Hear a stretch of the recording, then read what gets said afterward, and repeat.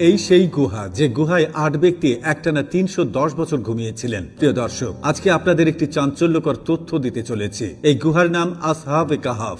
সকল মুসলমানরাই এই গুহার নাম শুনেছেন। বিজ্ঞানীরা দীর্ঘ বছর পর গবেষণা করে কি পেলেন সেই গুহায়, সেটি দেখাতে চলেছি আজকের ভিডিওতে। কেন বিজ্ঞানীরা এত বছর পর সেই গুহায় অভিযান চালালেন, কি পেলেন তারা, কেনই বা তারা পবিত্র কোরআনকে ঘিরে নানা রহস্যময় বস্তু মানুষের সামনে তুলে ধরেছেন। চলুন বেশি কথা না বলে শুরু করি আজকের ভিডিও। তার আগে বলে রাখি, আপনি যদি মুসলমান হয়ে থাকেন অবশ্যই ভিডিওটি সম্পূর্ণ দেখবেন এবং অন্যকে দেখার সুযোগ করে দিবেন। বিজ্ঞানীরা অভিযান চালিয়ে কি রহস্য উদ্ঘাটন করতে পারলো, চলুন জেনে আসি। এই সেই বিখ্যাত গুহা যে গুহার কথা পবিত্র আল কোরআনে উল্লেখিত রয়েছে। এই গুহাটি ঘিরে যে ঘটনা রয়েছে তাকে বলা হয় ঘুমান্ত গুহাবাসীর ঘটনা। সাম্প্রতিক কিছু বিজ্ঞানী এই গুহা সম্পর্কে অদ্ভুত কিছু তথ্য বের করেছে। তারা দাবি করেছেন তাদের আবিষ্কৃত গুহাটি কুরআনে বর্ণিত আসহাবে কাহাফ নামে পরিচিত। পবিত্র কোরআনে সূরা আল কাহাফে একটি স্থানের কথা বলা হয়েছে যাকে ৮ ঘুমন্ত ব্যক্তির গুহা বলা হয়েছে। কুরআনে মহান আল্লাহ তাআলা আসহাবে কাহাফের ঘটনা বর্ণনা করেছেন, যারা ঈমান রক্ষার জন্য পাহাড়ের গুহায় আশ্রয় নিয়েছিল।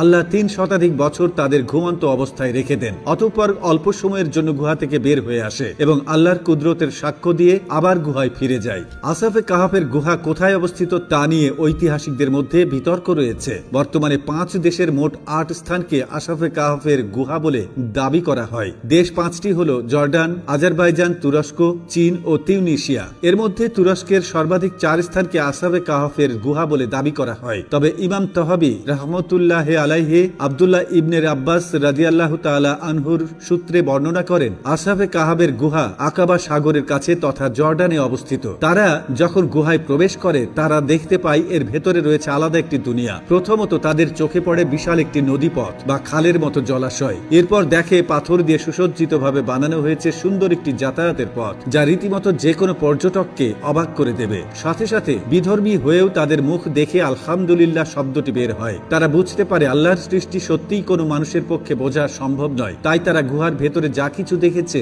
অল্প করে সকলের সামনে প্রকাশ করেছে। যদিও গুহার ভেতরে কি দেখেছে তা কারো কাছে প্রকাশ করেনি। তারা শুধু এতটুকু বলেছে, আল্লাহর সৃষ্টি বোঝা সত্যি অনেক কঠিন। তিনি শ্রেষ্ঠ, তিনি স্রষ্টা। প্রত্যেকটা সৃষ্টির যে একজন স্রষ্টা থাকে তিনি হলেন মহান রাব্বুল আলামিন। সৃষ্টিকর্তার সৃষ্টির রহস্য বোঝা সত্যিই কঠিন। এই দুনিয়ায় যা আছে এগুলোর কোনোটি নিজে নিজে পয়দা হয়নি। সবকিছুরই একজন স্রষ্টা আছেন। সেই স্রষ্টা হলেন মহান রাব্বুল আলামিন। তিনি সমগ্র বিশ্বজাহানের একমাত্র সৃষ্টিকর্তা। সব সৃষ্টির মাঝে মানুষ হচ্ছে সবচেয়ে সুন্দর, সর্বাপেক্ষা জ্ঞানী ও বুদ্ধিমান এবং সবচেয়ে মর্যাদার অধিকারী।